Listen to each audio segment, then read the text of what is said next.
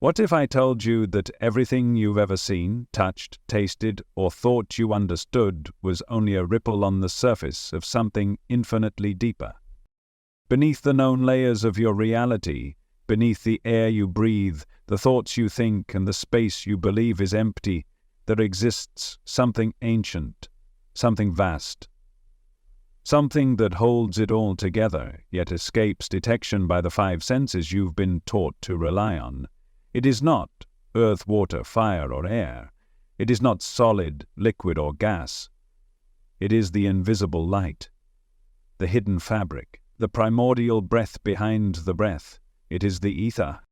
Not the ether dismissed by modern physics as a discarded theory of light propagation, but the real ether, alive, sentient, vibrating with divine memory, the fifth element.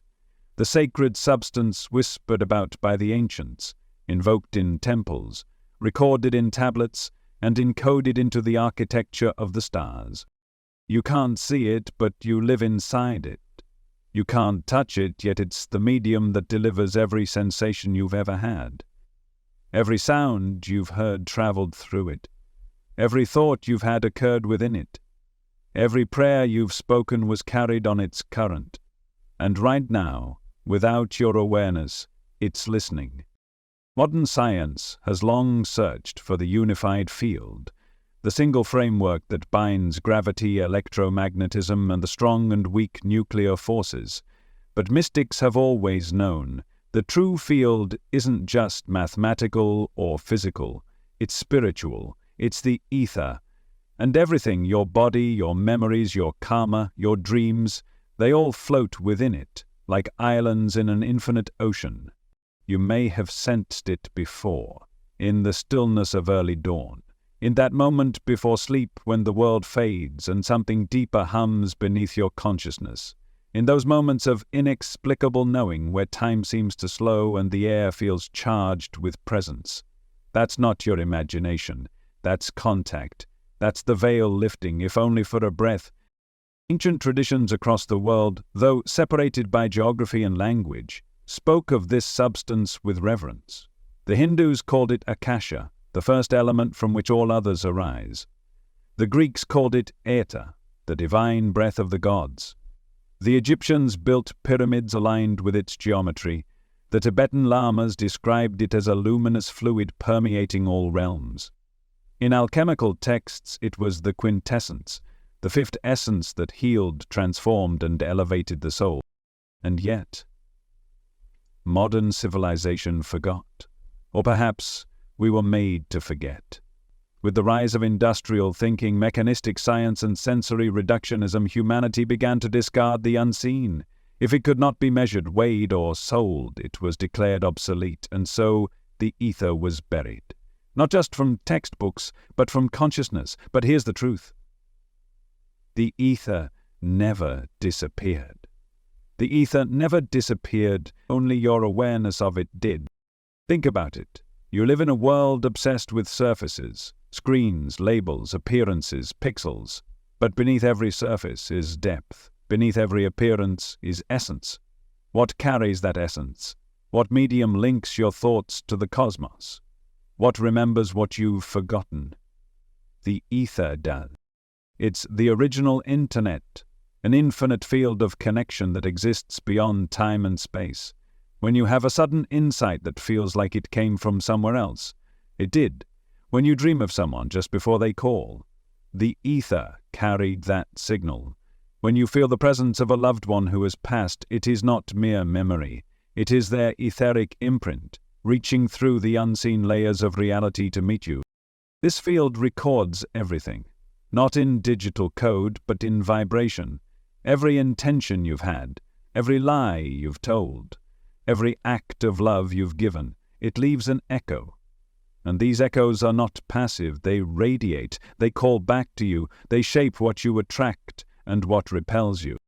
You may think you are just flesh and thought, but in truth you are a luminous being cloaked in a membrane of energy.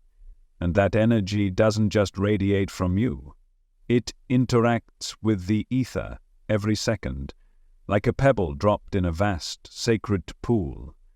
You are constantly in communion with it, even when you forget that communion is possible.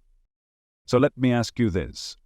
What if everything you've ever known is suspended within a field you cannot see? What if the fabric of reality is not empty space, but alive, conscious, and listening? And more importantly, what if it's been waiting for you to remember? This is not speculation, this is not metaphor, this is the forgotten truth at the heart of all true mysticism, all ancient rites, all inner sciences. The ether is not a belief, it is not a concept, it is a presence, and the moment you begin to recognize its hue in your life, things will begin to shift. You'll begin to feel more, sense more, know more. The space around you will no longer feel inert. It will shimmer with meaning. You'll feel how your thoughts affect a room. You'll feel how someone else's energy enters before they do. You'll understand why you suddenly feel drained around certain people and nourished around others.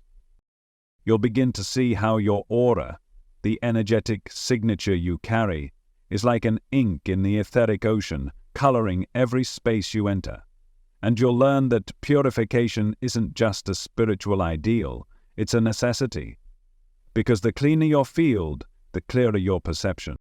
This is the beginning of true awakening. Not the kind you read about, not the kind you try to force through rituals, but the kind that emerges like sunlight after a storm. Inevitable, irreversible, radiant. And here is the greatest secret. The ether is not just around you, it is within you.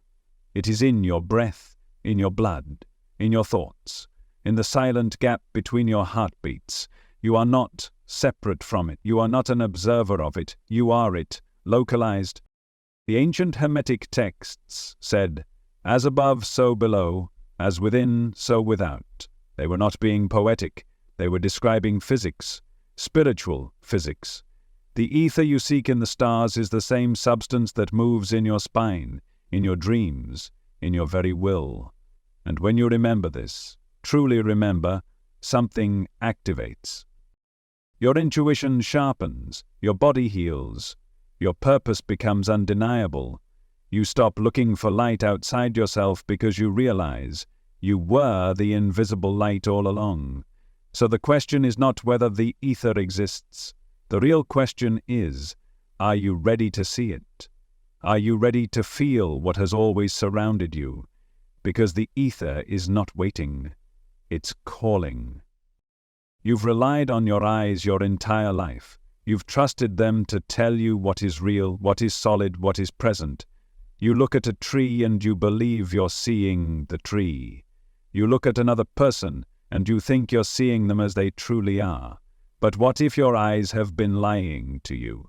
What if, rather than revealing the truth, they've been filtering it, only letting in a tiny, incomplete fragment of the real world? Because here's the paradox no one ever taught you. The physical senses, especially sight, are not instruments of revelation, they are instruments of limitation. They reduce the infinite spectrum of reality into a digestible sliver, a convenient illusion that the mind can interpret without being overwhelmed. You've been walking through a world not of truth, but of edited perception. Your eyes only detect a narrow band of frequencies, what science calls visible light. But this visible light is less than 1% of the electromagnetic spectrum. There is so much more beyond it. Ultraviolet, infrared, radio waves, X-rays, gamma rays. These are not abstract concepts. They are real forms of energy vibrating all around you right now. Unseen but undeniable.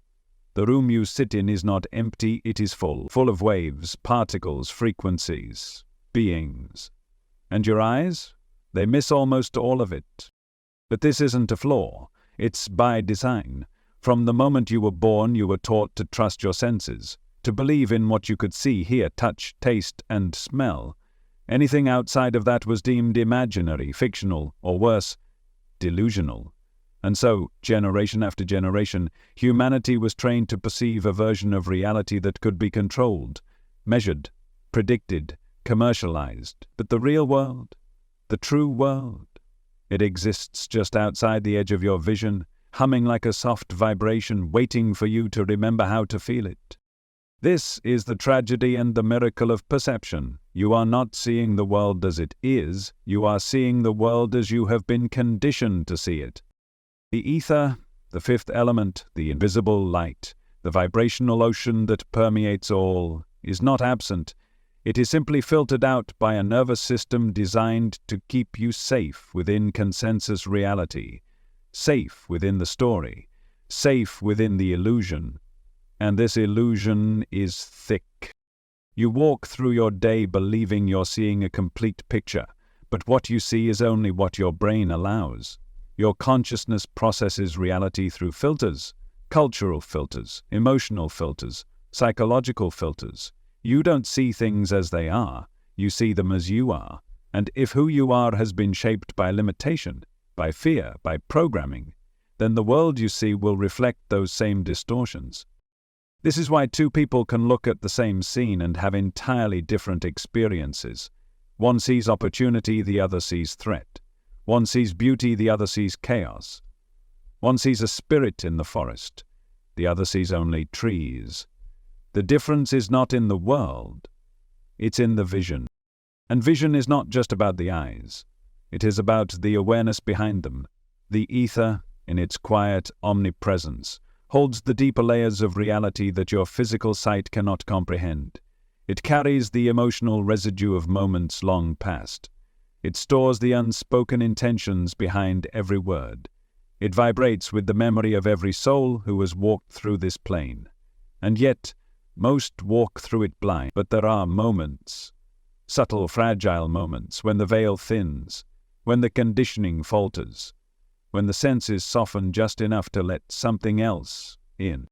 Have you ever stood alone and felt like you were being watched, even when no one was there? Have you ever walked into a room and immediately sensed the tension left behind by an argument? Have you ever thought of someone just before they called? These are not coincidences. They are glimpses, fractures in the veil, where the ether pierces your ordinary perception and whispers, "There is more." You've been taught to dismiss these things as intuition, imagination, or luck. But in truth, they are your natural senses trying to wake up. They are fragments of your forgotten birthright returning to you. And the ether? It's the medium through which these moments arrive. The awakening, then, is not about gaining something new. It's not about acquiring supernatural sight or mystical powers. It's about subtracting the noise, peeling back the overlays, removing the veil. Awakening is not addition, it is revelation. Imagine your sight as a frosted window. You can see shapes, colors, movements, but they're blurry, distorted. Now imagine slowly wiping that window clean, bit by bit. The world on the other side hasn't changed. It's always been there. But your ability to see it has. That is awakening. And the ether is what lies just beyond the glass. This is why some of the greatest spiritual teachers and mystics spoke in riddles, metaphors, and paradoxes. They weren't trying to be vague. They were trying to hint at a reality that cannot be seen directly. They were pointing toward the ether without naming it. Because once you try to describe it, you diminish it. But once you experience it, everything changes. The ether does not reveal itself through force. It is not something you conquer. It opens to you when you soften, when you surrender, when you release the need to see with your eyes and begin to perceive with your spirit. Children sometimes perceive the ether naturally. Before language ossifies thought, before social training hardens perception, they see things adults cannot. Imaginary friends, auras, lights, movements in the corner of the room. But over time they're told, it's not real, and so they stop looking, they stop believing, and the window fogs over once again. But you can reverse this. The ether has never abandoned you. It is not distant, not separate. It is waiting for you to remember how to sense, how to feel, how to see, not with your eyes, but with the part of you that exists beyond the body, beyond the brain, beyond the name you call yourself. And here's the miracle.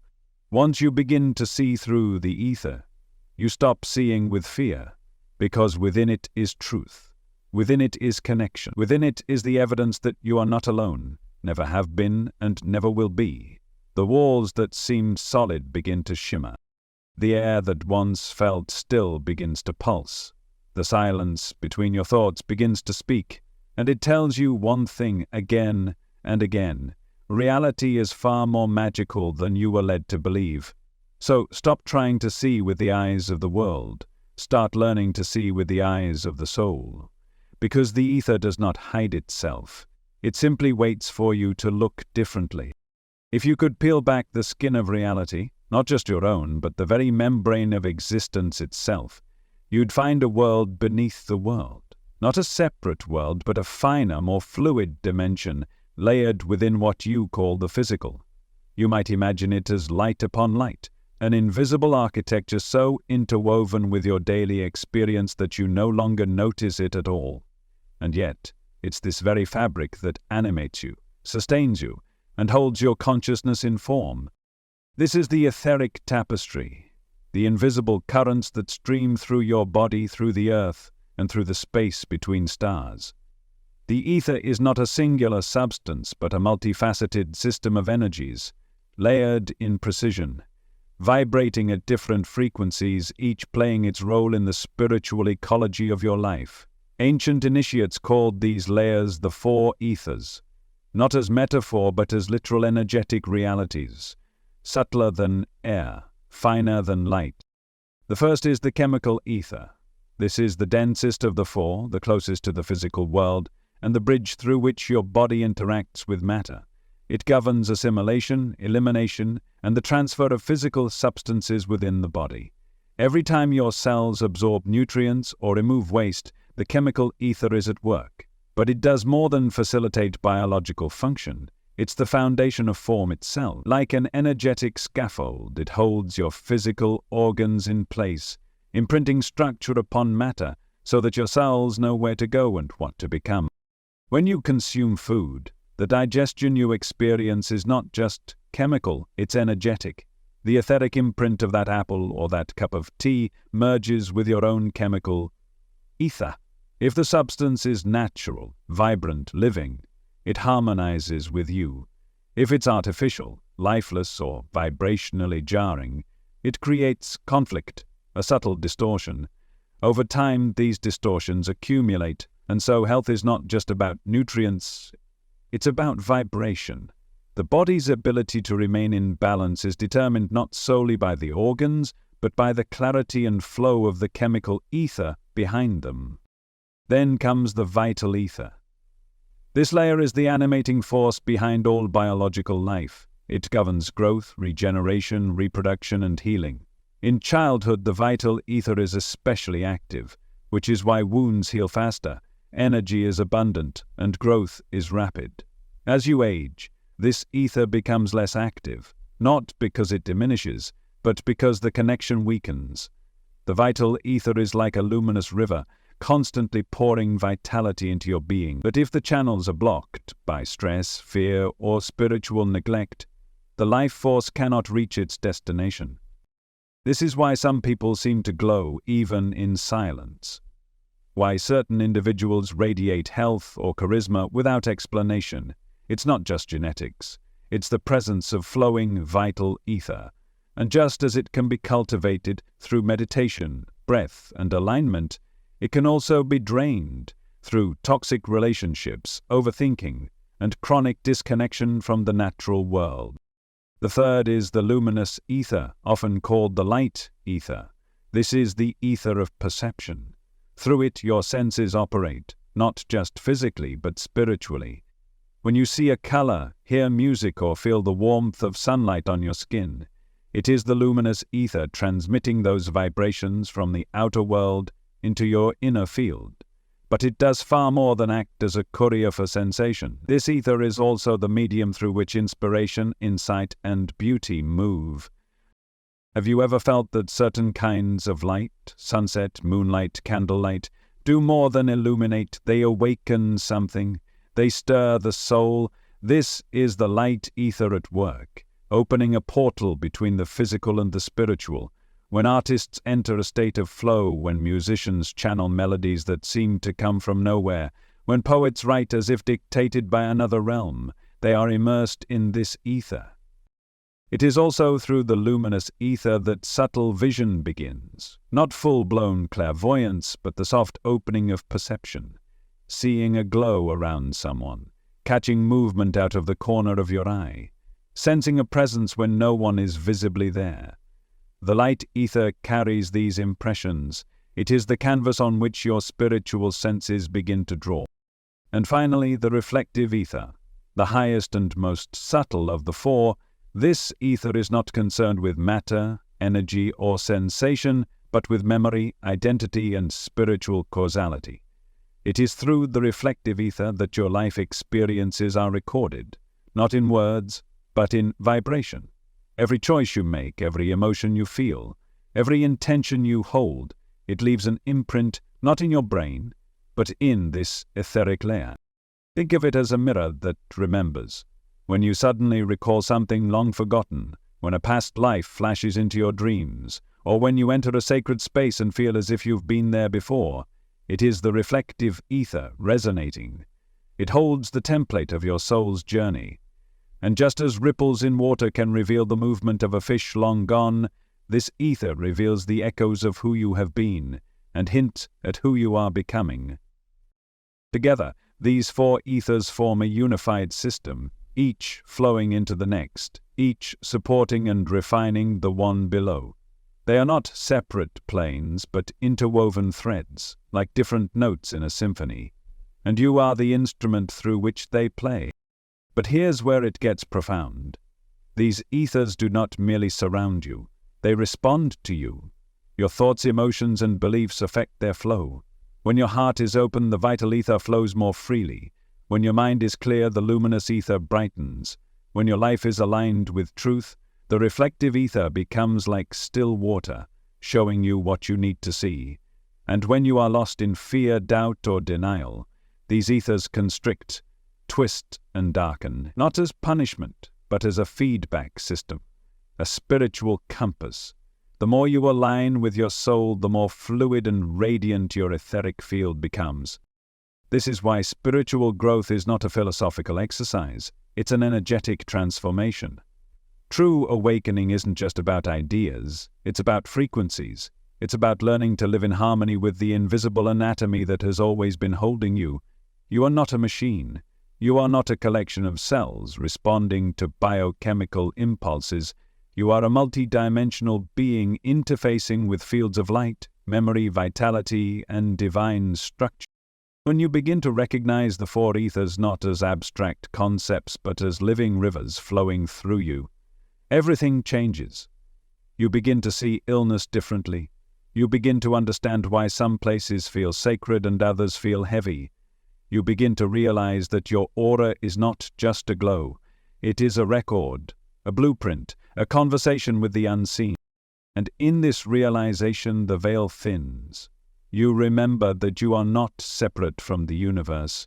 You are a pattern within its breath, a waveform in its melody, a sacred spark in its etheric fire. You've always felt it, haven't you? That there's something more, something just beyond the edge of perception. This is it. The ether is not theory, it is your spiritual bloodstream.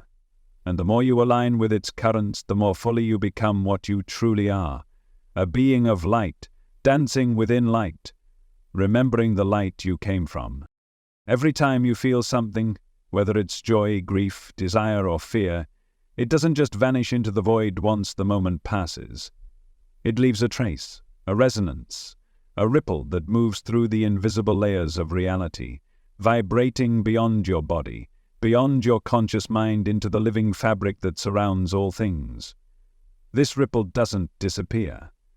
It doesn't fade like smoke. It lingers, it records, it imprints, and the medium it travels through, the silent witness to all that you think, feel, and do, is the ether. You might imagine that your life is made up of events, the conversations you've had, the choices you've made, the days that pass by in sequence. But there's another kind of life unfolding beneath the surface. One made not of events, but of energy. One that is not bound by clocks or calendars, but by vibration. While the physical world remembers through objects and timelines, the etheric world remembers through frequency, and in that world nothing is forgotten. Every thought you've had, even the ones that flickered for only a second, generated a vibrational frequency. Every emotion you've experienced, whether held in silence or expressed in passion, sent a signature into the ether. These vibrations don't just bounce off into emptiness, they accumulate. They weave themselves into your field. They become your energetic signature. This is not metaphor. This is how your unseen life is formed. Imagine for a moment that your aura, the field of energy that surrounds and penetrates your body, is not just a glow, but a living tapestry. And on this tapestry, every moment is embroidered in light. Not the light you see with your eyes, but a subtler light, a light that hums with your truth. When you speak from love, that light expands. When you act from fear, it contracts. When you carry resentment, it stains. When you forgive, it clears. All of it is written not with ink, but with vibration. You might not see it, but others feel it. Have you ever walked into a room and sensed that someone had been arguing there, even though everything appeared calm? Have you ever met someone who hadn't said a word, but whose presence made you feel safe or unsettled? That's not coincidence. That's resonance. You are not reacting to what your senses tell you. You're responding to the invisible record written in the ether. And just as you pick up on the fields of others, they pick up on yours. This is why some people are drawn to you and others feel uncomfortable without knowing why.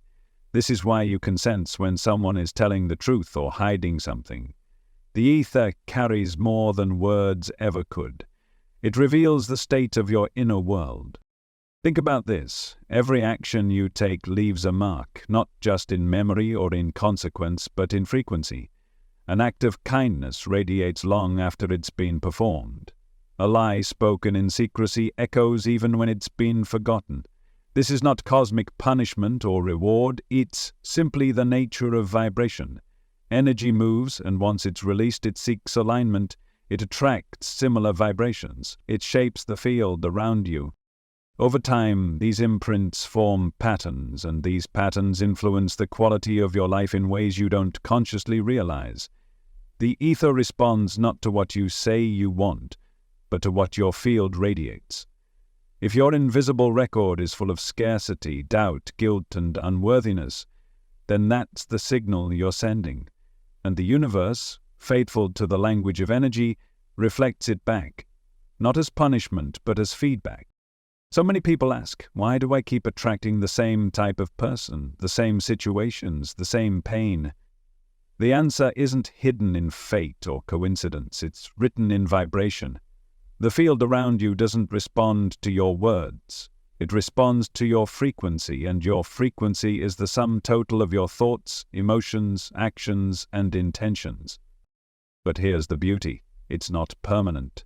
Just as a single drop of ink can change the color of water, a single elevated intention held with clarity and truth can begin to shift your entire field.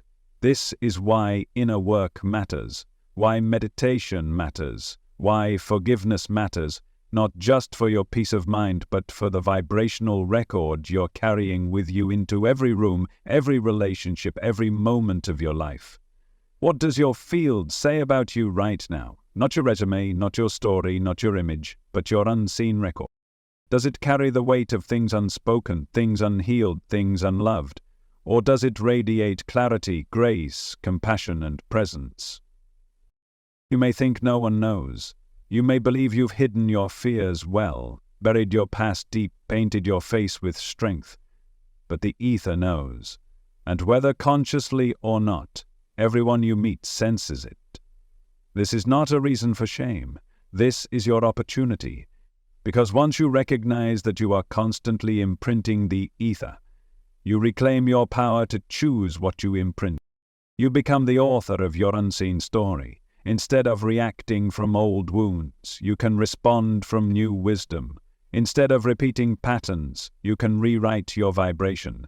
Instead of carrying a field of confusion, you can become a beacon of coherence. And this coherence begins not with control, but with honesty. You must be willing to feel what is unresolved, to witness your own shadows without judgment, to let the emotions you've suppressed rise and move through, not to fix them, but to clear them, because once they're felt fully, they dissolve, and in their place, a new frequency emerges, one that is not reactive, but radiant. The ether does not lie, it does not distort, it mirrors you, always. And this mirror is your greatest teacher. When you begin to treat your thoughts and emotions not as private experiences, but as vibrational acts, each one shaping the energy of your life, you start to live with reverence. You start to speak with intention.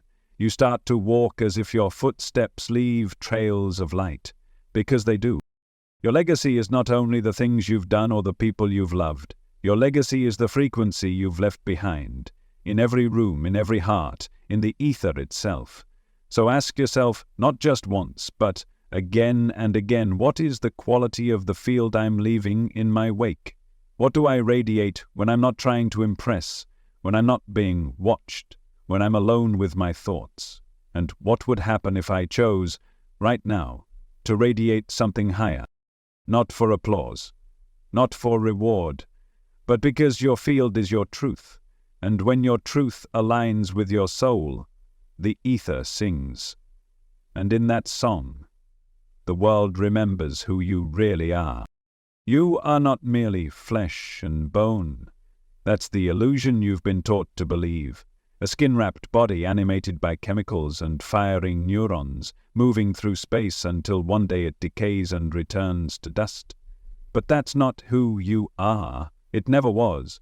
Beneath the surface of your physical body lies a masterpiece of design, a sacred blueprint more intricate than anything science has yet dared to map.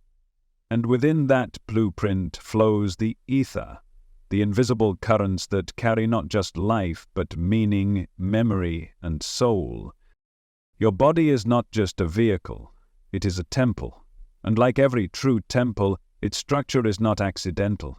It is sacred geometry in motion. The architecture of your being extends beyond what your eyes can see or your hands can touch.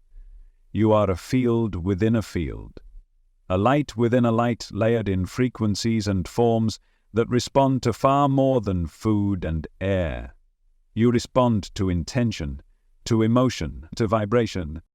The first layer of this hidden architecture is your aura.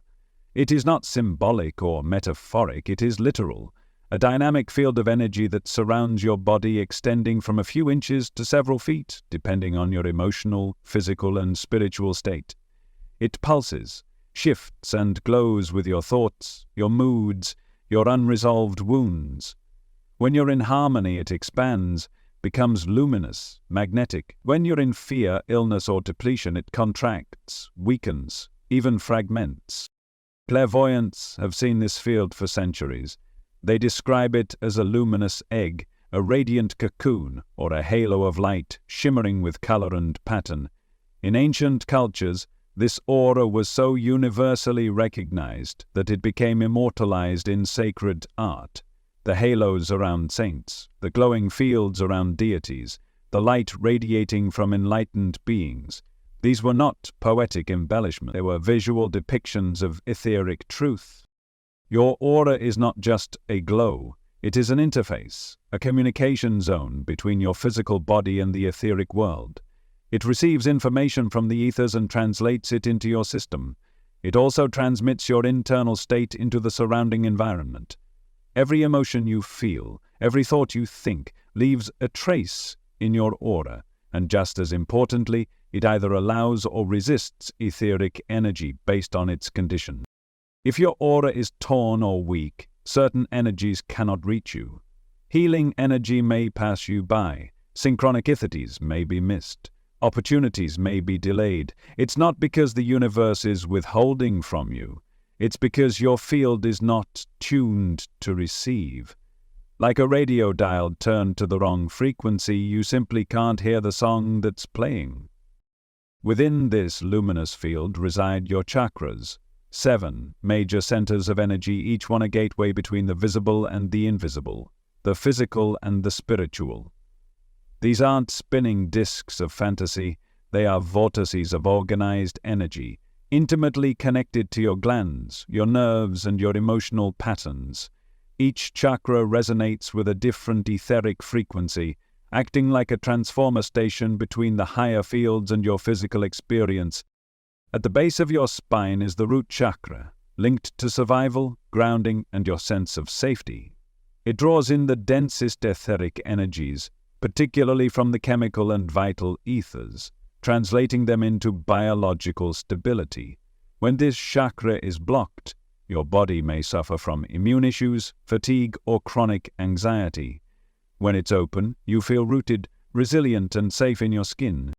Moving upward, the sacral chakra governs emotion, pleasure, and creativity. It interfaces strongly with the vital ether.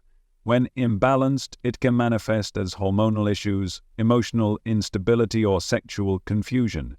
Balanced, it allows fluidity, passion, and joy to flow through you. The solar plexus chakra, your center of will, identity, and power, links deeply with the luminous ether. Through it, your sense of self radiates outward. When blocked, it manifests as digestive problems, self-doubt, or control issues. When clear, it empowers your intentions and aligns you with purpose. The heart chakra bridges the lower and upper centers, governing love, compassion, and unity. It is the field's great harmonizer. Its connection with both the vital and luminous ethers makes it essential for healing. Studies of heart coherence show that the electromagnetic field of the heart is the most powerful in the body, extending far beyond your skin. When the heart chakra is activated, you become a transmitter of harmony, and when it's wounded, the entire field destabilizes. Your throat chakra, associated with truth and expression, governs the energy of communication, both spoken and unspoken. It connects to the luminous ether's flow of vibration and resonance. Issues with the throat chakra often show up as thyroid imbalances, voice problems, or suppressed truth. Healing this center allows your voice to align with your soul. The third eye chakra, between the brows, is your seat of perception. Here, the luminous and reflective ethers intersect, giving rise to insight, intuition, and subtle vision. Ancient mystics spoke of the eye that sees beyond sight. This was not poetic, it was precise. Through this center, the veil begins to lift. When open, you experience synchronicity, inner knowing, and etheric awareness. When closed, you live blind in a world that has so much more to show you. And finally, the crown chakra, your gateway to the infinite. It is not merely a chakra, it is an aperture into the divine, where your individual field meets the universal field. The reflective ether is most active here, pouring spiritual light, memory, and cosmic intelligence into your being. This is where moments of transcendence occur, when you feel part of something greater than yourself. When this center is blocked, you feel isolated, empty, purposeless. But when opened, the flow of spirit becomes undeniable. Every chakra, every layer of your aura, every fiber of your field is not only alive, it is intelligent. It remembers, it responds, it evolves. Illness, then, is not just a breakdown of biology. It's a signal, a distortion in the etheric pattern that has reached the physical level. Before a disease appears in the body, it first arises in the field, often weeks, months, or even years prior. It may begin as emotional stagnation, energetic depletion, or suppressed trauma. If left unresolved, it crystallizes. What begins in subtle energy becomes matter. But healing works the same way, only in reverse. When you begin to shift the etheric blueprint, the body responds. This is why energy healing, breathwork, meditation, and intention can all create real measurable change in the body. They're not mystical loopholes. They're direct communications with your blueprint. You are not healing the body. You're reminding it of what it already knows. Wholeness. Mystics have always known this. Paracelsus, the great alchemist, once said, Man is a microcosm, a little world. All that exists in the outer world exists within him. He understood that your inner structure is not passive. It is a mirror of the universe itself. Modern clairvoyants like Barbara Brennan and Rudolf Steiner mapped these energetic systems in ways that align precisely with ancient teachings. They described layers of energy, fields of color, movements of light, all forming the complex spiritual anatomy of the human being. Their descriptions were not vague impressions, but detailed observations, seen again and again across thousands of individuals, and perhaps now you feel it too. A subtle pulsing beneath your skin, a soft heat at the center of your chest, a flicker of light behind your closed eyes. These are not random sensations, they are contact points, places where your awareness meets your etheric self. The more you notice them, the more they awaken. The more you trust them, the more they reveal. Your body is not your limit, it is your beginning. And within it flows the divine blueprint, etched in light, woven in ether, whispering that you were never meant to be just physical. You are a symphony of energies. You are a cathedral of frequencies. You are a soul wrapped in a garment of light. And the more you learn to live from that truth, the more radiant your world becomes. There is a reason you've been feeling something stir inside you, something ancient and electric and strange. A quiet sensation just beneath the surface of your perception, a sense that the world is no longer what it was, and maybe never truly was. That time itself feels different, thinner, stretched. That the air around you carries a weight, a shimmer, a presence that cannot be named. This is not your imagination. This is the opening, and whether you realize it or not, you are being prepared. We are no longer standing at the threshold of an energetic shift. We are moving through it. The old age, the age of Pisces, has faded, and the age of Aquarius is rising like a hidden sun, illuminating things that once lived in shadow. This age is not about technology or intellect, though those are its byproducts. It is about perception. Etheric perception, the awakening of a deeper sight that sees not just form but form, not just motion but meaning. For thousands of years, the eyes of humanity have been fixed outward, obsessed with matter, with building, conquering, acquiring. But now, slowly, quietly, the gaze is turning inward. People are beginning to see, not with their eyes, but with their field. They are beginning to sense the truth that mystics have whispered across millennia, that reality is not just physical, it is vibrational. That light is not just something that illuminates, it is something that is. Etheric vision is not science fiction, it is not fantasy or delusion. It is a natural faculty that humanity has forgotten and is now remembering. Like a muscle long unused, it atrophied under the weight of density. But now as the planetary energies shift, as the frequencies of the Earth rise, that muscle is twitching back to life.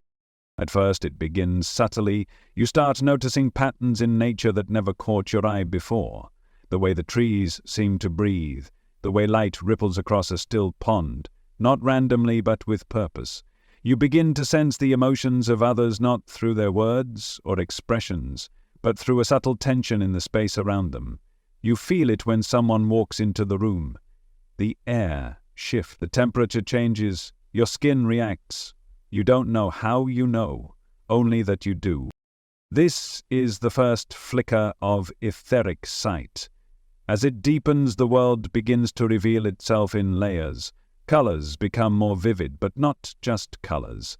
Energies. You begin to notice halos around plants, glows around people, pulses of light in the corners of your vision. These are not tricks of the eye. They are signals that your perception is widening beyond the material spectrum. And then the patterns begin. Everywhere you look, there are geometries, interlocking, unfolding, vibrating shapes. In the sky, you see subtle grids of light. In the silence, you feel rhythm. Sacred geometry is no longer just a concept, but a lived reality. You sense that everything around you, every object, every sound, every breath, is moving according to an invisible structure, a divine blueprint, a code written in light. You might begin to see strands of energy connecting people, fine silver threads, golden cords, beams of light moving from heart to heart, mind to mind. You'll see how love creates expansive arcs of brilliance, while anger or deceit casts shadows or jagged lines. You'll learn to trust what the ether shows you, even when the outer appearance contradicts it. You'll begin to navigate life not by logic, but by light. And there will be beings. Some will be familiar. Angelic presences, ancestral guides, benevolent watchers who stand just outside the veil, waiting to be acknowledged. Others may be less comforting. Entities that feed on confusion, that dwell in energetic wounds, that resist being seen. But you will see them, because the ether reveals all. In this new light, nothing can remain hidden. Every vibration, every intention, every shadow must reveal itself, not to frighten you, but to free you. Because seeing is the beginning of transformation.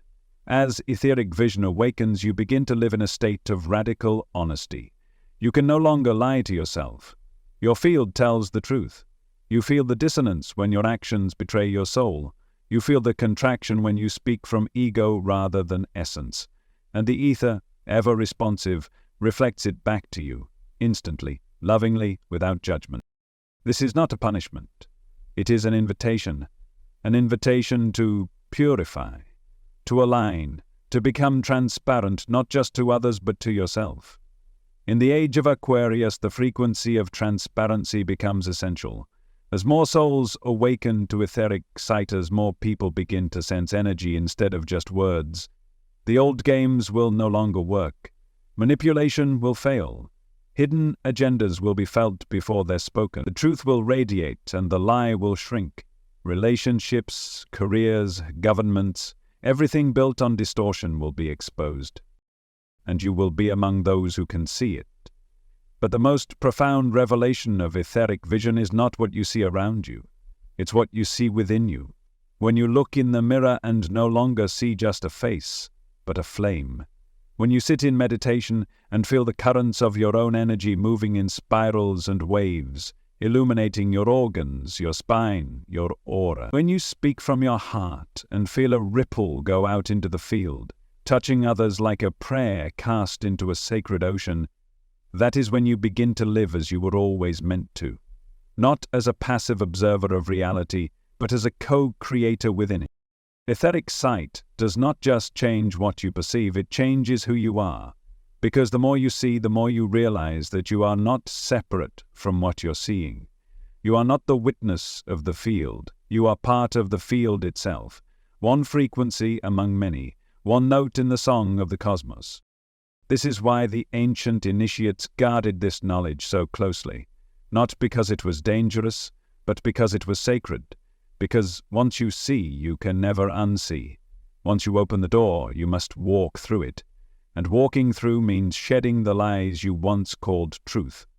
It means dying to the world you once believed in, so you can be born into one far more alive, far more luminous, far more real. You are being called now not just to awaken, but to remember. To remember what your soul has always known. That light is not what you see. It is what you are. That the veil was never a wall, only a fog, and you are the wind that clears it. That the ether was never distant. It has always been around you, within you, waiting for you to see it. Not with your eyes, but with your essence. And now, as the age of Aquarius unfolds, you no longer need permission, you no longer need proof. The world of form has shown you what it can offer. Now it's time to see what lies beyond. So breathe deeply, soften your gaze, and allow the unseen to speak, because the ether is rising, and your true vision is returning. You are living in a moment unlike any other. Not just a moment in time, but a moment in human consciousness. A threshold, a turning point, a sacred pivot between what we have been and what we are becoming. The world as you've known it is unraveling. Not because it is falling apart, but because it is shedding an old skin, and beneath that skin, something luminous is emerging, something finer, purer, more attuned to truth. This is not just the future, it is the age of ether. This age isn't defined by politics or machines or ideologies. It's defined by perception, by energy, by the return of sight, not with the eyes but with the soul. We are evolving not outward but inward. And that inward evolution is no less revolutionary than fire, the wheel, or electricity. In fact, it is more. Because it touches the very framework of reality, not what you do, but how you see. For most of human history, we have lived under the illusion that the material world is all there is. We have worshipped what we can measure, monetize, and manipulate. We've trusted in steel and stone, in borders and boundaries, in matter and muscle. But underneath that obsession has always been a quiet hunger, a knowing, a whisper that there is more. And now the whisper is becoming a roar. People all over the world are waking up to the subtle dimensions of life. They are feeling what cannot be explained. They are sensing what science has not yet named.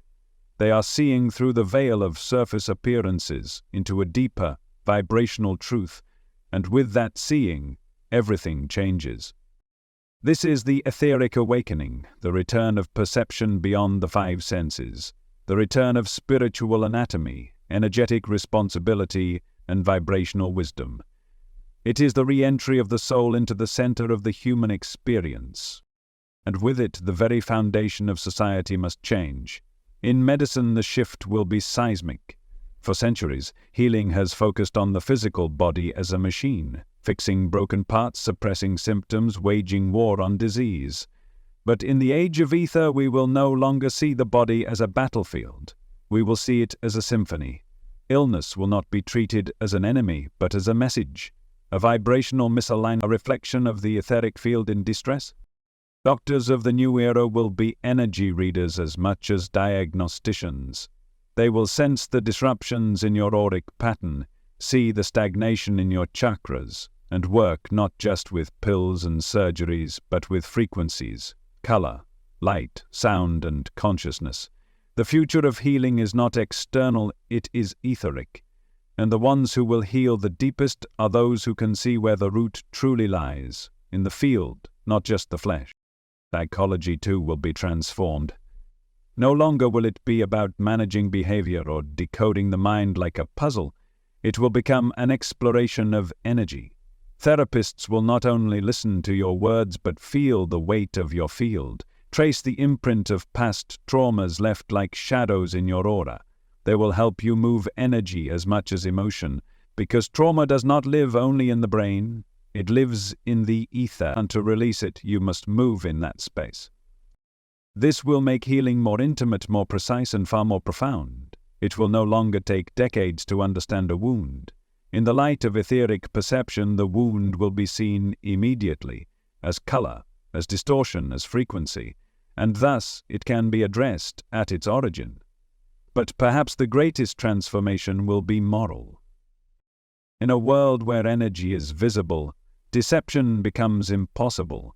You can no longer say one thing and feel another without it being seen. You can no longer hide behind charm or credentials if your field vibrates with manipulation. The age of masks is ending. The age of ether makes everything transparent. This transparency is not a threat, it is liberation. Because when there is nothing to hide, there is nothing to fear. When your field reflects your truth and everyone can see it, relationships become honest, governance becomes accountable, leadership becomes a matter of resonance, not rhetoric. Imagine a world where you choose your leaders not based on their promises, but on their energy, where integrity glows and lies dim the light.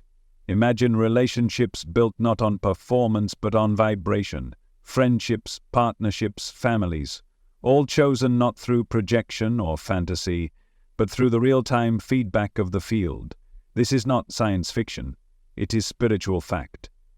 And it is unfolding now. Already, you are beginning to feel it. You know when someone is authentic and when they are not. You feel it in your gut, in your chest, in your skin. You're drawn to some people and repelled by others. not because of what they say, but because of what they radiate. This is your etheric compass coming online. And as it sharpens, you will begin to make decisions not based on logic or fear, but on frequency. The age of ether asks you to become energetically sovereign, to take responsibility for the field you carry, to recognize that every thought, every emotion, every word is a wave, and that wave moves through the ether, touching everything, shaping everything, returning to you amplified. In this new paradigm, you cannot fake alignment, you must be aligned. And yet, this is not a burden, it is a gift. Because in this age, healing accelerates, growth intensifies, manifestation becomes immediate. When your field is clear, the universe responds instantly. Synchronicities multiply, doors open, life flows. You are no longer creating reality through effort, you are creating it through coherence.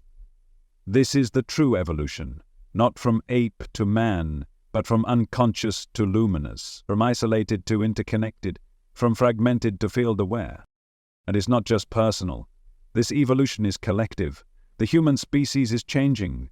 The very architecture of your consciousness is being rewired to perceive more, feel more, remember more.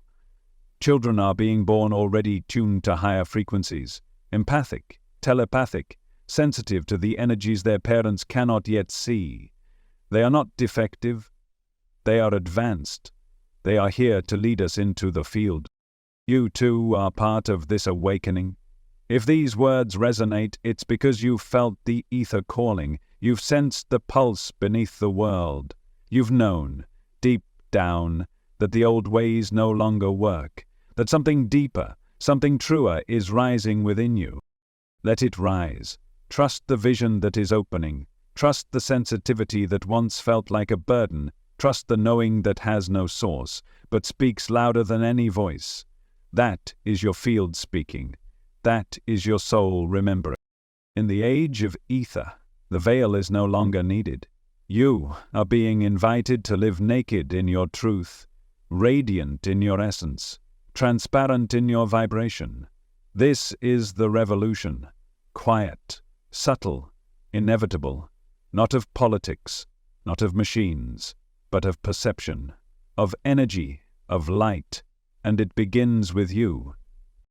You have never truly been alone, even in your most isolated moments, even in the stillness of an empty room or the silence of the night. You have been surrounded not by ghosts in the way stories have taught you, not by imagined phantoms lurking in shadows, but by presences, by beings, by intelligences that move through the unseen layers of the world as naturally as fish swim in water. You do not see them because you have not been taught to look.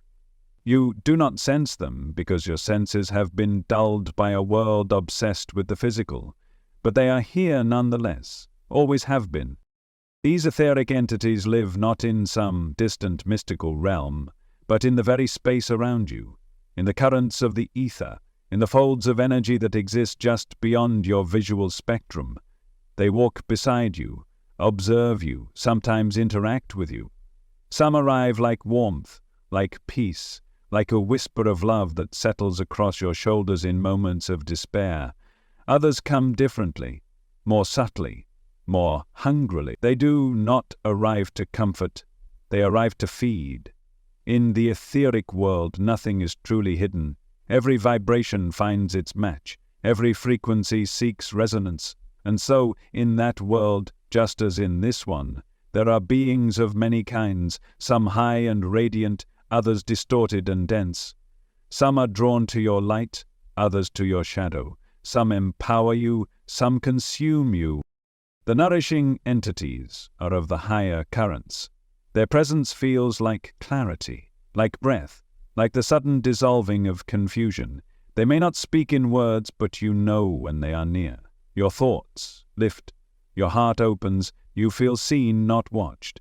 These are the helpers, the unseen guides, the protectors, the ancestral spirits, the etheric architects who assist the soul's evolution. They move through your field like a breeze through leaves, gentle, restorative, purposeful. and then there are others. These beings are not evil in the way myths have twisted the word. They are not demons with horns or monsters hiding in darkness. They are simply opportunistic, energetically parasitic. They feed on what is available, and what is often available in the human field is unprocessed pain, fear, rage, guilt, shame. These energies act like nectar to such entities. To them, a human aura heavy with emotional debris is a banquet. They are drawn to chaos, to conflict, to trauma that has not been met with healing.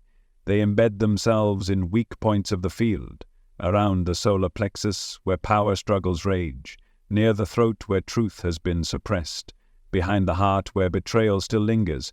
You may not see them, but their presence can be felt in certain repetitive patterns. Chronic self-doubt, sudden emotional spirals, compulsive behaviors that feel alien to your core. They do not possess you in the dramatic way cinema suggests. Rather, they subtly entangle. They whisper thoughts that feel like your own. They amplify emotions that were once manageable until they surge like storms. They distort the clarity of your inner compass. And the more attention you unconsciously give them, the more you spiral into the pain they echo, the stronger their tether becomes. But let this not become a source of fear. Let it become a call to sovereignty. Because your energy field is not defenseless. It is not fragile. It is a fortress when you choose to inhabit it. These entities only find their way in when you have vacated some part of yourself. When you've left a wound unguarded, a truth unspoken, a part of your essence forgotten or shamed. They do not invade, they respond. And so, the solution is not battle but presence, not exorcism but embodiment. Sexual hygiene is not optional in the etheric age. Just as you shower and brush your teeth, you must cleanse your field, not out of paranoia but out of reverence, out of the understanding that you are an energetic being walking through a multidimensional world, interacting not just with people but with intelligences whose reality does not depend on your belief. You cleanse your field through breath, through stillness, through honest self-inquiry, through choosing not to suppress what hurts, but to feel it fully, to love it into integration. You cleanse by staying true to your word, by forgiving yourself and others, by creating space in your life for silence, for light, for beauty. These are not luxuries, they are protections. Boundaries are not just emotional. They are energetic. You must learn to say no not only with your voice but with your field. When someone drains you, when a space feels heavy, when a thought invades that does not feel like yours, listen. Your energy is always speaking, and when you honor it, it becomes sovereign. It becomes sealed. You can also call in help. There are beings of tremendous power and benevolence who are eager to assist, but they will not override your free will. You must invite them. Set the intention, only that which serves my highest good may enter my field. Speak it, mean it, and then act in accordance with it. Integrity is your strongest shield. And yet, this is not about living in fear of what surrounds you. It's about becoming aware. Because when you see clearly, you are no longer a target, you are a beacon.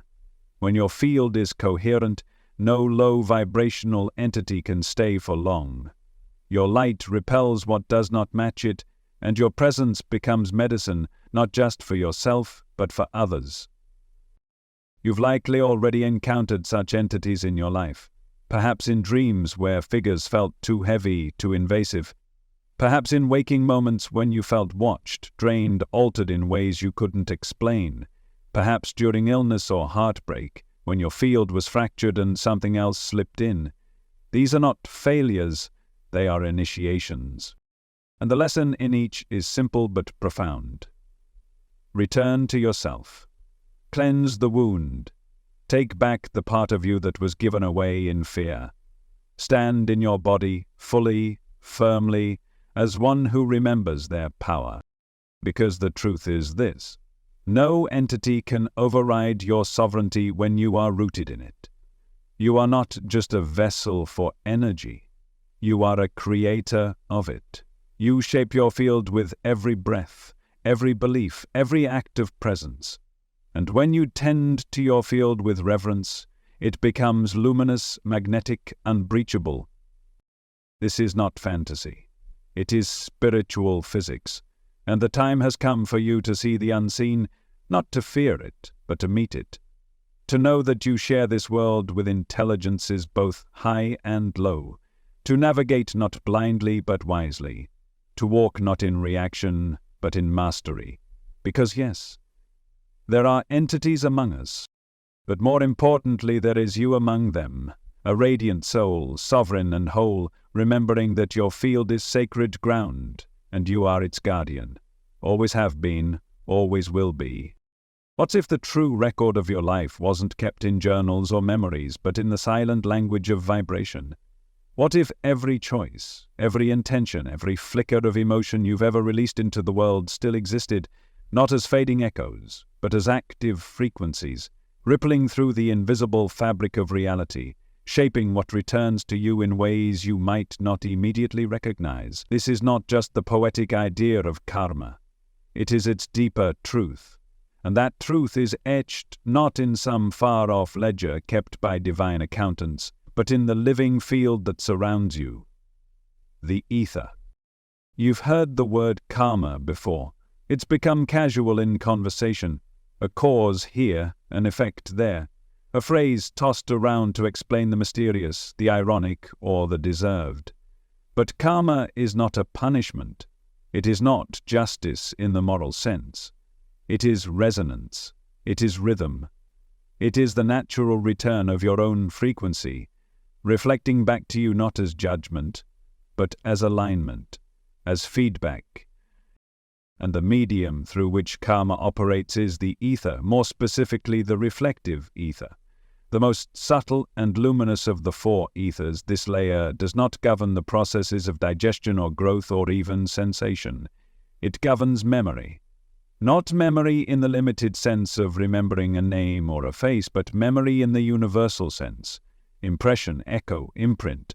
The reflective ether is the mirror that holds every energy you've released, and it reflects not only what you've done, but what you've intended, what you've thought, what you've felt. Imagine walking through a still lake. With every step, ripples move outward. Long after you've moved on, those ripples still touch the shore, collide with each other, and shape the surface of the water. The reflective ether works the same way. You may not see the ripples anymore, but they are in motion, moving through the fabric of life, returning to you in forms you often mistake as coincidence, destiny, or misfortune. The reason karma feels mysterious is because we've been trained to look only at action and outcome.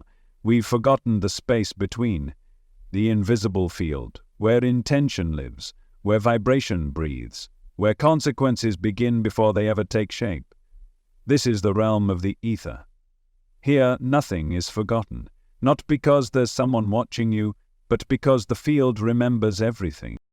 The reflective ether is your personal record, but it is also connected to the greater field, the collective memory of humanity, the akashic stream that records the evolution of every soul.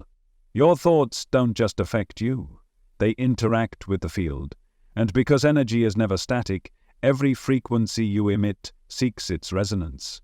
It travels, it weaves, it returns. And this is the true nature of karma. It is not cause and effect in a linear chain. It is energetic harmony in motion. When your vibration aligns with love, generosity, and truth, that energy seeks similar frequencies and brings them back into your field, sometimes in the form of blessings, synchronicities, unexpected grace. When your vibration aligns with fear, deceit, or harm, that energy does the same, returns not to punish but to show you what you emitted, to offer you a chance to see, to feel, to choose differently. What you send out returns not because it must, but because it matches. This is why the reflective ether is often described as a mirror, not a mirror of form, but of essence. You may say all the right things, do all the expected actions, present a polished life to the world, but if your internal vibration is out of alignment, if your thoughts are poisoned, if your energy is bound in resentment or judgment, The field knows, and the field reflects. You might not see the reflection right away. Sometimes karma is immediate. A harsh word returns as a harsh experience within the same hour. Sometimes it takes months, years, lifetimes. But the delay is not a loophole. It is mercy. It is the universe giving you time to realize, to feel, to grow. It's the spiritual equivalent of gravity, unseen, impartial, constant. And just as karma accumulates, it can also be cleared not by avoiding the consequences, but by shifting the frequency. When you take responsibility for the energy you carry, when you acknowledge your past, forgive where needed, release what no longer serves, and choose to vibrate differently, you begin to reweave your etheric pattern, and that shift begins to ripple outward, cancelling old frequencies, attracting new harmonies. This is why true healing is never just emotional or physical. It is vibrational. It is karmic. When you heal a part of yourself that's been wounded, you're not only freeing your current life, you're dissolving echoes from the past that have been circling your field, waiting to be resolved. You're closing loops that may have begun decades, even lifetimes ago, and the reflective ether responds immediately, not always with visible change, but with an energetic reordering. What once felt heavy begins to lift. What once repeated now begins to release. You feel lighter, not because your circumstances have changed, but because your field has. This also explains why some people seem to walk with grace while others are burdened by unseen weight. It's not luck, it's resonance. Some carry fields bright with integrity, compassion, self-awareness. Others walk with fields thick with unprocessed karma, unresolved guilt, or unconscious patterns passed down through generations. But here is the truth that changes everything. Karma is not fixed. It is fluid. It is teachable. It is transformable. The reflective ether is not your jailer. It is your guide. It shows you not who you must be, but who you have been, so you can choose anew. Every time you become conscious of your thoughts, every time you pause before reacting, every time you choose love when anger was easier, you shift your field, you rewrite your echo. And perhaps that is the most powerful realization of all. Karma is not about what happens to you, it's about what flows from you. You are not the victim of your past, you are the creator of your now. And the ether, ever faithful, simply reflects that truth back to you over and over until you finally see it.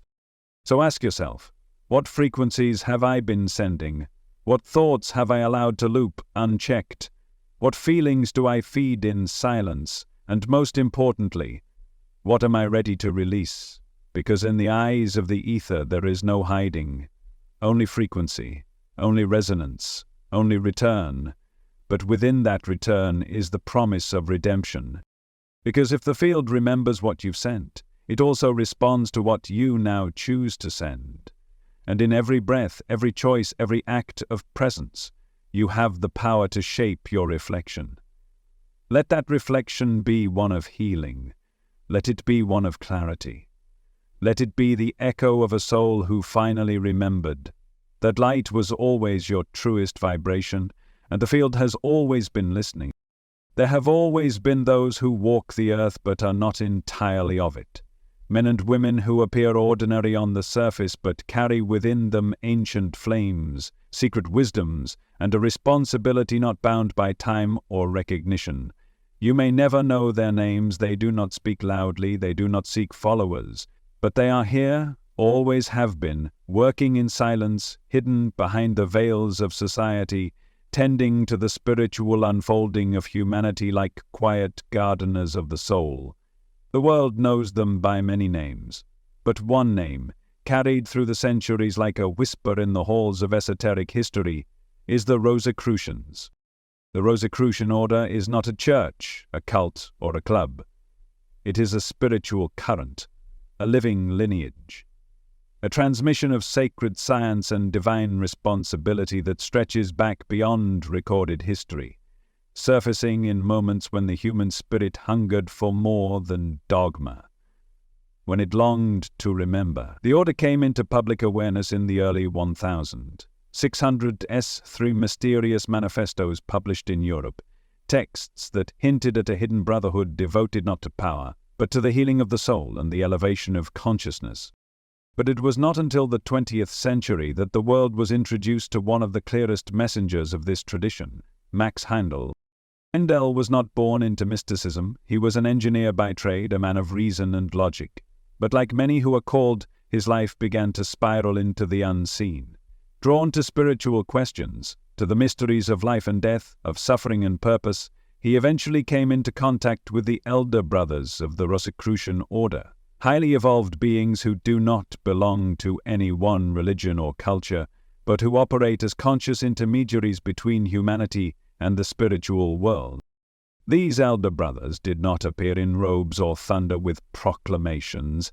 They worked quietly, etherically, choosing Handel not for his perfection, but for his willingness, for his devotion, for his readiness to receive and share without ego. Under their guidance, Handel authored the Rosicrucian Cosmoconception, a work that has since become a cornerstone of Western esotericism. But more than a book, it was a blueprint, a map to the inner architecture of the universe, the soul, and the ether. Heindel taught what the elder brothers revealed to him, that the human being is a layered creation, an evolving spirit wrapped in vehicles of increasing density, from the spiritual to the etheric to the physical, that the body is but a temporary cloak, and the true self lives in the invisible, that illness, karma, rebirth, even moral development, all are governed by energetic laws, written not in stone but in light. He spoke of the ether not as theory but as experience. The chemical, vital, light and reflective ethers, these were not abstractions to him. They were tangible dimensions of the energy field, each with its role in shaping our lives, our memory and our spiritual path. He understood the ether not merely as a passive medium, but as an intelligent, responsive field, one that could be influenced, transformed and ultimately sanctified through conscious living. But perhaps what is most profound about the Rosicrucian mission is not just what they know, but how they share it. Unlike institutions that demand belief or claim exclusivity, the Rosicrucian path is quiet, invitational. It does not evangelize, it does not seek control. It offers, and it trusts that the soul, when ready, will recognize the truth by its resonance. This is why Rosicrucians do not seek fame, do not debate, do not argue. Their task is not to convince, but to hold the light steady so that when others begin to see, they know where to look. The knowledge they carry is sacred, and sacred knowledge is never meant to be forced. It must be approached with humility, with readiness, and above all, with reverence. This is the duty of the initiate, not to wear the teachings like a badge of superiority, but to embody them in quiet service. Because the deeper the knowledge, the greater the responsibility. To see the ether, to understand karma, to sense the movements of invisible entities, to read the signatures within the aura.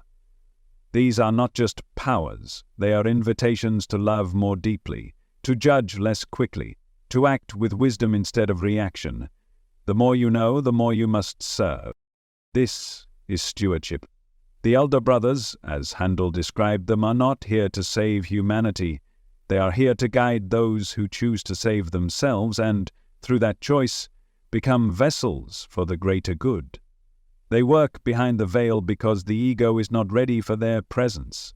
Their work would be corrupted by the hunger for power, twisted by minds still entangled in hierarchy and fame, and so they remain hidden not because they are secretive, but because they are sacred. You may have already met one of their messengers. Not through ceremony, but in the most unexpected ways. A stranger who said the exact words you needed to hear. A teacher who changed your life with a sentence. A book that seemed to find you at just the right moment.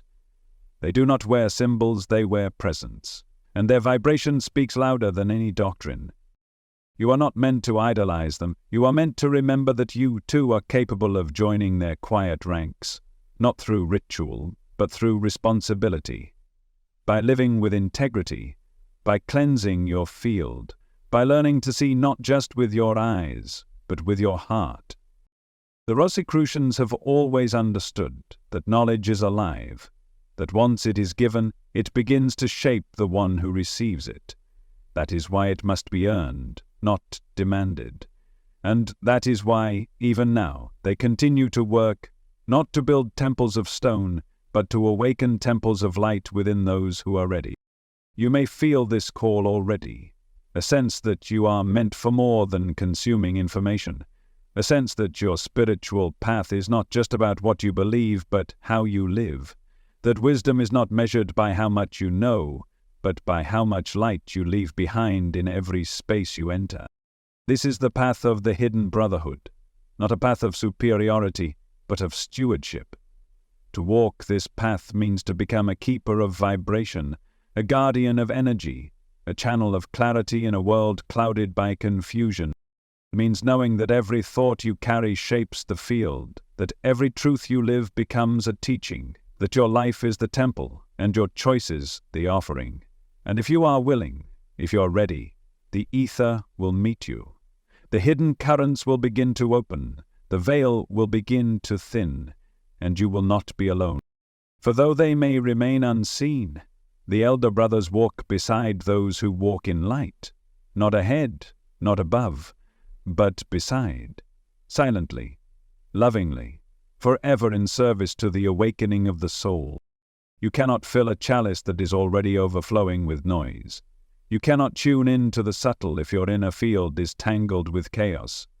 You cannot receive the light if your vessel is clogged with the residue of distraction, indulgence, and unchecked thought. To awaken to the ether, not as an idea, but as a living reality, you must become clear, not perfect, not saintly, but aligned, purified, empty in the way that invites the divine to enter. The ether is not something you access like a file or a place. It is something you match. You align to it, like a tuning fork catching the frequency of a distant sacred sound. And the key to that alignment is your own energy body, your etheric sheath, your subtle vessel that sits just beyond the flesh. It is your interface with the unseen, your antenna, your membrane of translation between the physical and the spiritual.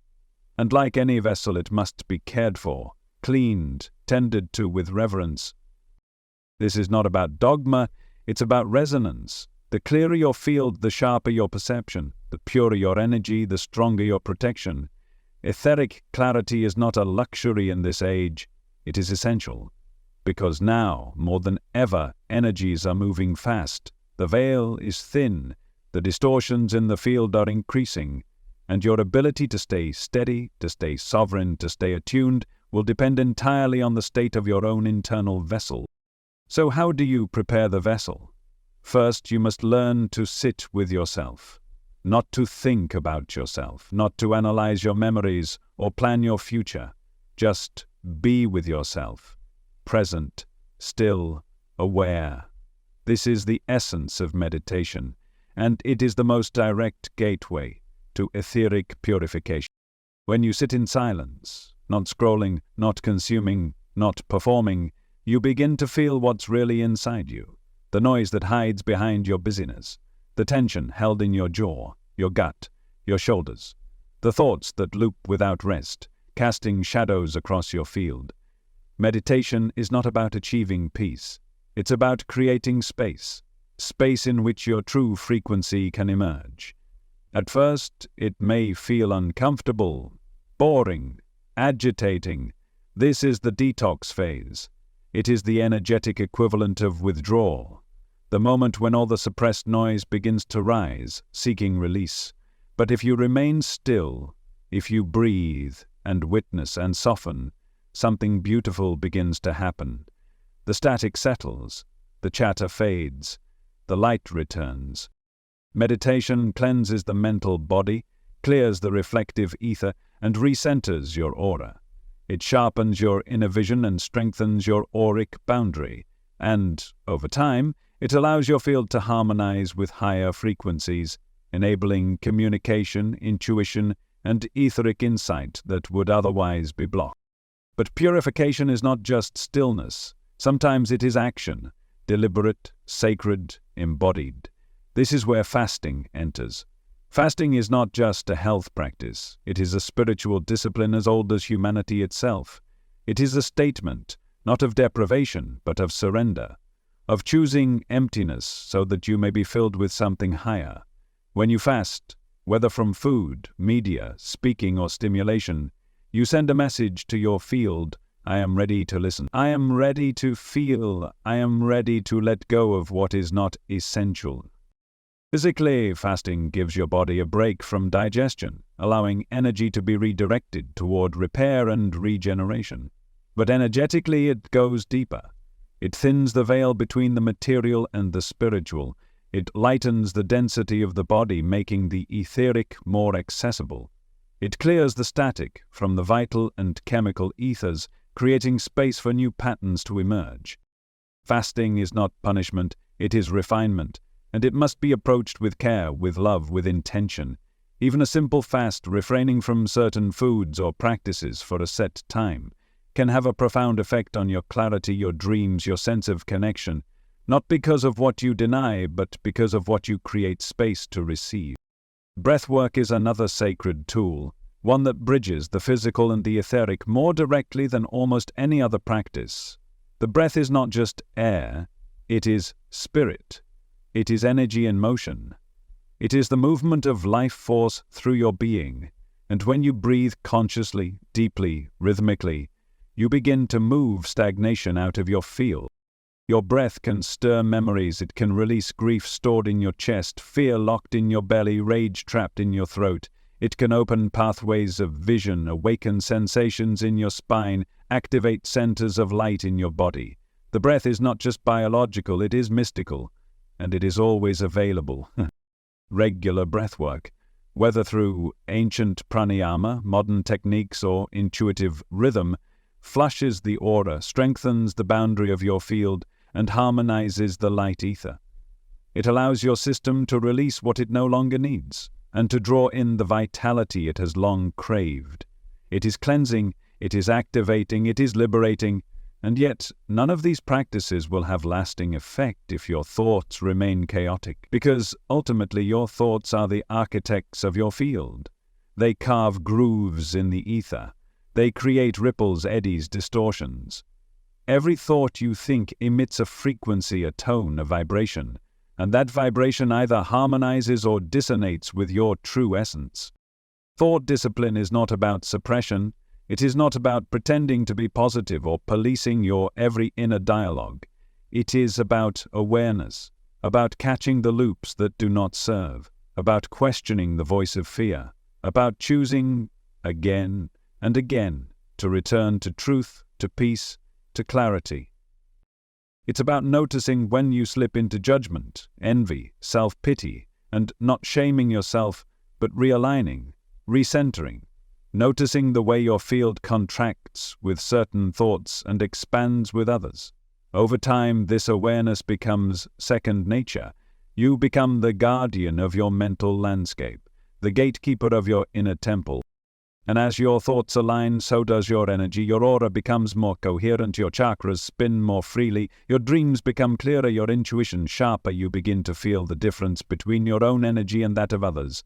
You begin to sense what is yours to carry and what you must release. Purification is not just about protection. It is about perception. The cleaner your field, the more you can feel. The more you can sense the subtle messages of the ether. The whispers of guidance, the impressions of truth, the presence of beings who operate in light. Your vessel becomes not just a container, but a conduit. And through that conduit, wisdom flows, love flows, power flows, not the power of control, but of coherence. You begin to walk differently, speak differently, choose differently, not because someone told you to, but because your field demands it. Because once you've tasted the clarity of alignment, the pull of distortion becomes unbearable. This is the real preparation, not for an event, not for a doctrine, but for a way of being, to become a temple of light, to walk as one who remembers that the divine is not a place you visit, but a vibration you embody, and the more you purify your vessel, the more that vibration becomes your home. There is a language that the universe has always spoken, a silent symmetry that underlies all creation. Before there were alphabets or spoken words, before there were theories or measurements, there was pattern, shape, ratio, the spiral of a galaxy, the rhythm of your breath, the helix of DNA, the spin of an atom. All of it, an ancient geometry, coded into the very essence of existence. This is not metaphor, it is design. Spirit speaks in structure, and when you learn to see those structures, not with the eyes, but with the soul, you begin to realize that nothing is random. Everything is wired with intelligence. Everything moves through the ether in sacred pattern. You've seen these patterns before, even if you didn't know what they meant. The flower of life, the seed of life, the Fibonacci spiral, the golden ratio, the interlocking circles that seem to hum with meaning just beneath the surface. These symbols have echoed through every mystical tradition, from the Egyptian temples to the Vedic scriptures to the cathedrals of Europe. And they all point to one truth: spirit has a shape. Consciousness has a form. The soul is not formless. It is luminous architecture.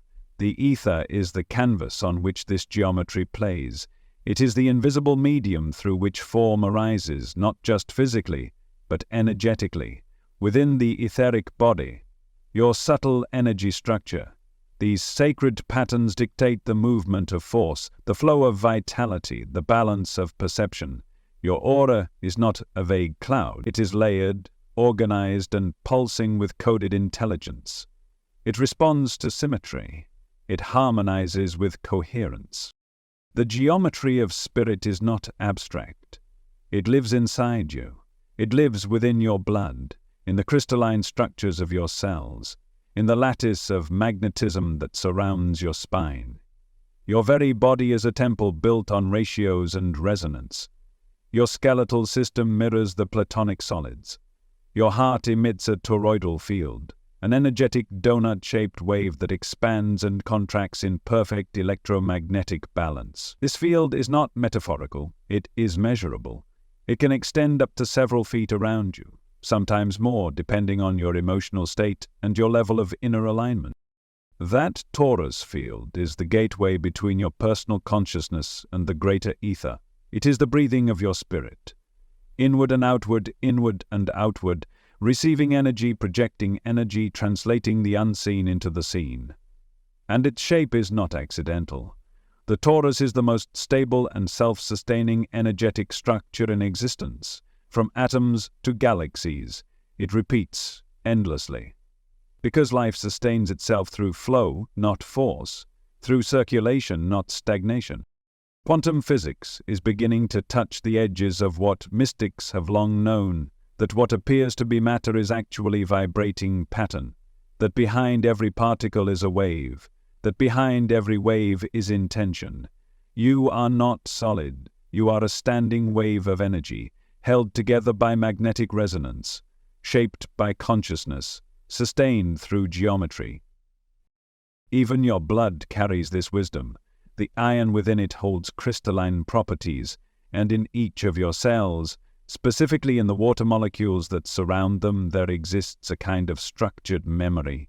Water does not just hydrate the body, it transmits vibration, it holds pattern, it listens. This is why emotion, energy in motion, can so profoundly affect your physical health, because your inner fluids, your plasma, your lymph, are not just biological. They are etheric conductors. They hold shape, they carry signal, they resonate, and resonance is the key. Sacred geometry is not just a collection of pretty shapes. It is a map of resonance, a way of aligning with the deep intelligence of the universe. When you surround yourself with these shapes, when you meditate upon them, build with them, wear them, walk among them, you begin to feel a shift. Your breath deepens, your nervous system calms, your thoughts clarify. This is not magic. It is entrainment. Coherent patterns bring incoherent systems into harmony. And your body, your field, your life, long fragmented by stress and distortion, begins to remember its original song. This is why ancient civilizations embedded sacred geometry into their temples, monuments, and rituals, not for decoration, but for calibration. They understood that certain proportions, like the golden ratio, like pi, carry vibrational codes that awaken latent faculties in the mind and soul, that when you walk through a space designed with these ratios, your field realigns, your energy body remembers. The geometry doesn't just hold power, it restores it. Your chakras, the energy centers along your spine, are also patterned by this sacred design. Each one spins like a wheel, a vortex of light shaped by geometry, and each corresponds not only to physical organs, but to psychological states, spiritual archetypes, and frequencies of sound and light. The more aligned these centers become, the more the geometry of your inner temple stabilizes, and as your structure stabilizes, your perception expands.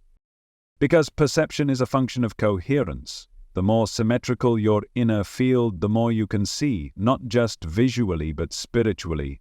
Etheric sight opens through alignment, not effort.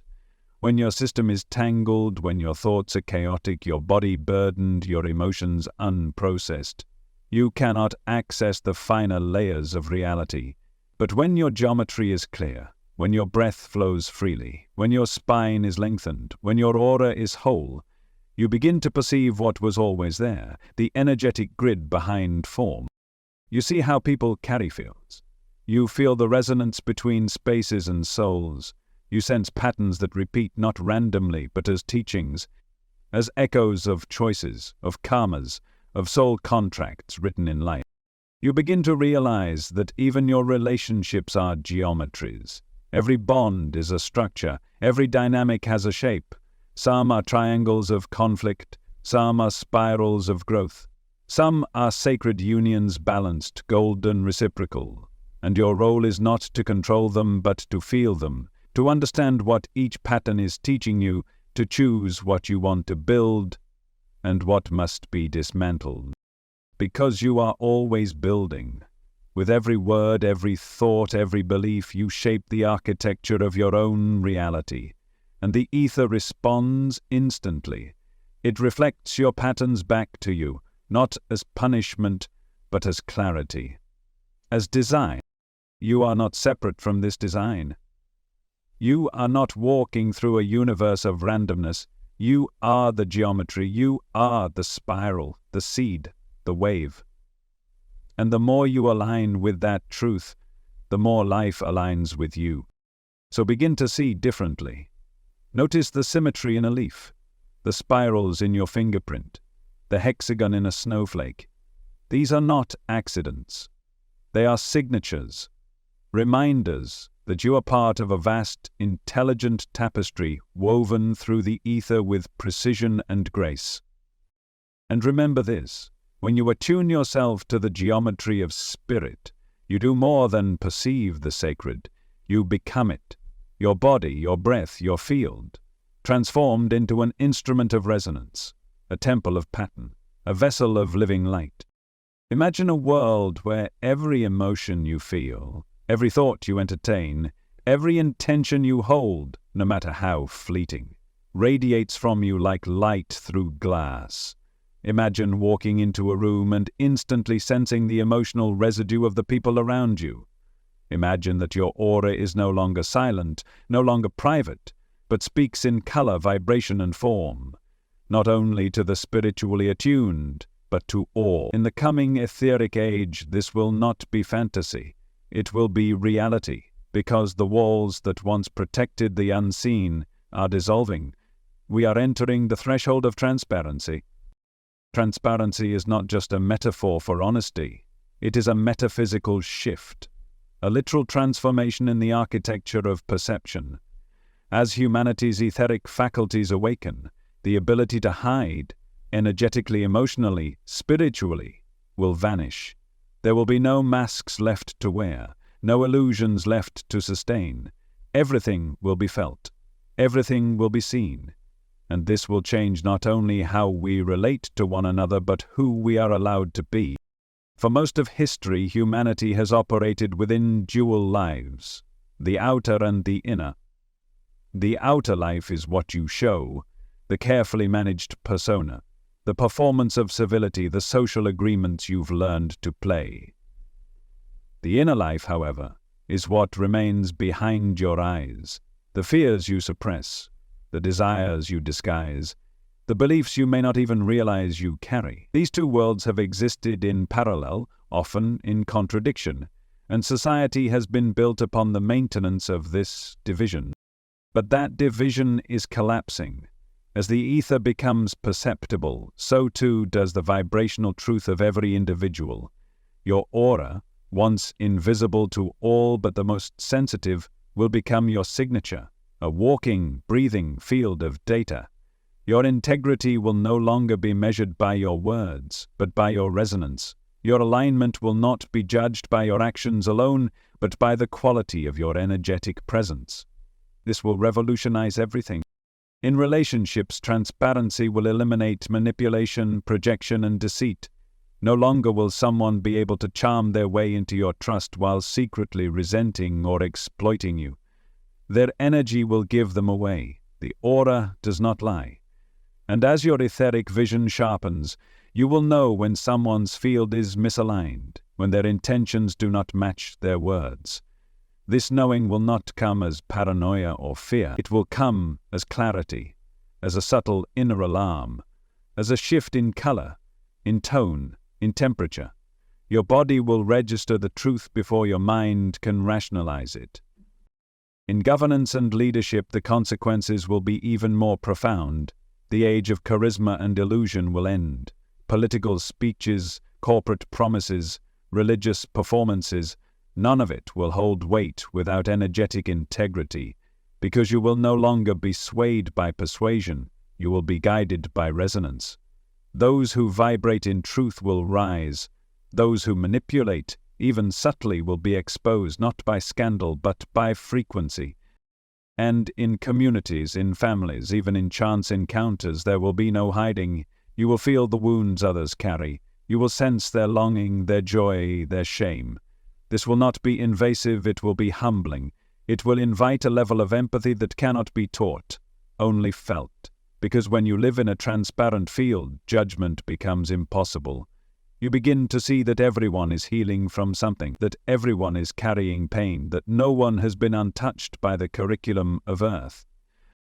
And yet, transparency is not comfortable. It is raw.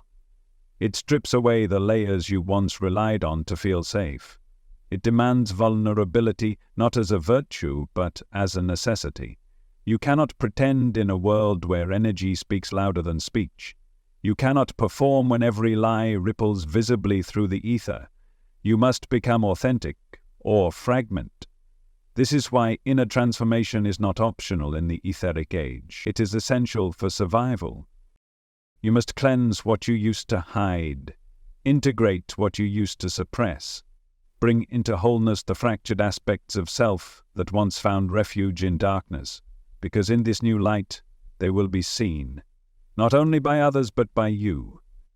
You will no longer be able to deceive yourself. Your aura will become your mirror, and the mirror will be clear.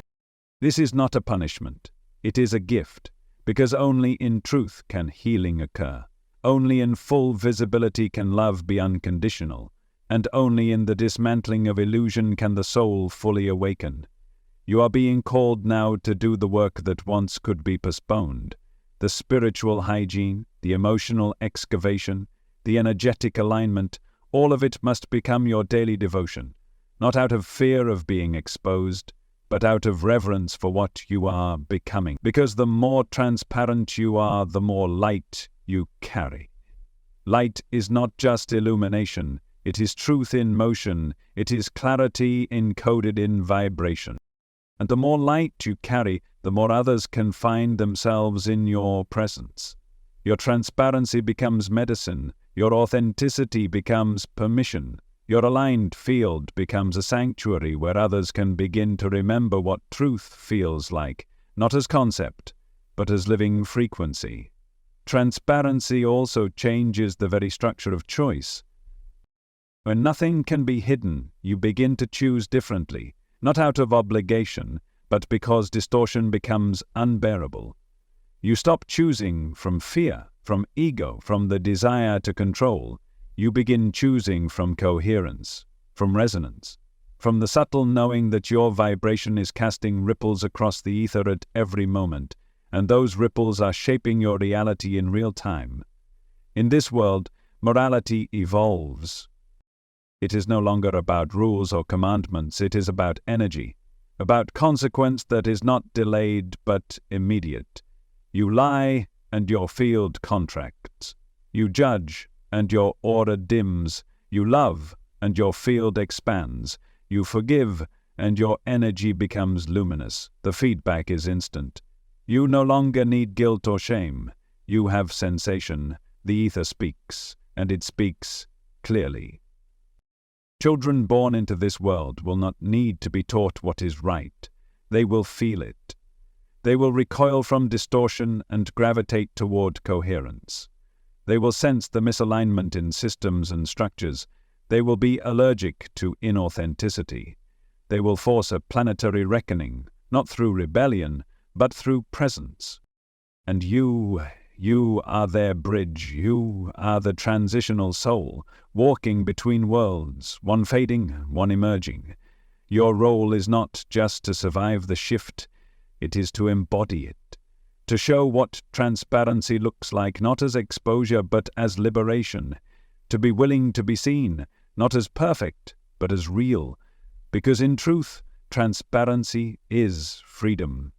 Freedom from performance, freedom from persona, freedom from the exhausting weight of pretending.